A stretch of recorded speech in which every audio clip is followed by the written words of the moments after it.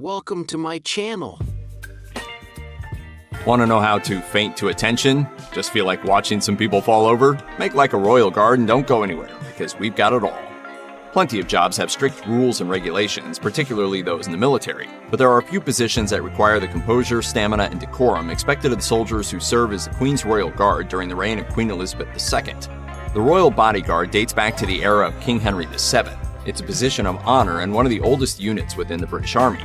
Protocols that all Royal Guards must follow include avoiding smiling and laughing, remaining unreactive to people surrounding them, foregoing bathroom breaks, and even learning how to feint properly. So how does one feint properly while guarding the British sovereign?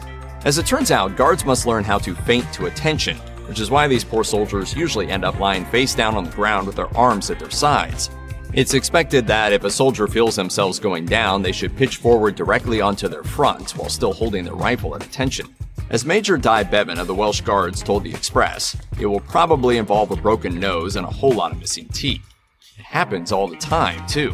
One of the guards holding vigil at Queen Elizabeth II's coffin at the Palace of Westminster fainted in front of a large crowd of shocked onlookers, several of whom had spent hours in line waiting to pay their respects to the Queen. The live stream of the event paused momentarily as police officers went to assist. The other guards remained at attention, as is the protocol in such situations.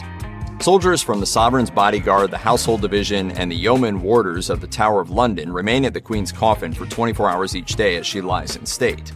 They remain entirely motionless at each corner of the casket's podium, rotating every 20 minutes but completing a total of 6 hours of standing for each shift. But how can guards avoid fainting in the first place? Garrison Sergeant Major Billy Mott told the Express that he recommends exercising in advance, staying hydrated, and wiggling one's toes and tensing the calves while standing. He explained, "If you are resting on your heels, the blood doesn't flow back to the brain." Hydrate, wiggle your toes, eat and scoff in the morning and you're fine. And Royal Guards have struggled to stay standing for decades. More recently, in 2016, no fewer than 2 guards fainted during the first 2 days of Queen Elizabeth's 90th birthday bash. The first casualty of uprightness fell to the ground outside of St. Paul's Cathedral, and the second dropped during the Trooping the Color Parade. The following year, in 2017, the Trooping the Color Parade once again saw not the toppling of 2 troops, but at least 5.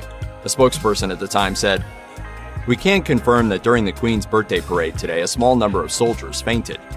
It is an extremely hot day, and all were removed from the parade and checked by medical staff where they were hydrated." It's not just the British royal retinue who are known for dropping during prolonged ceremonies either.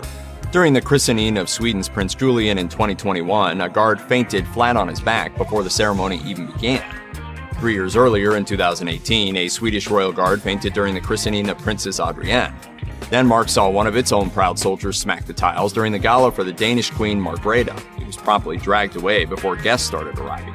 With all of these soldiers dropping left and right, it probably makes sense that there are strict protocols regarding how to fall forward and at attention. That way, the fallen soldier's comrades can better sidestep the body while an attendant darts in to drag away the evidence, before too many photos are snapped. Still, maybe the military could always take a step further and invest in some more lightweight uniforms, because who could really be expected to stay standing on a hot day with one of these on your head?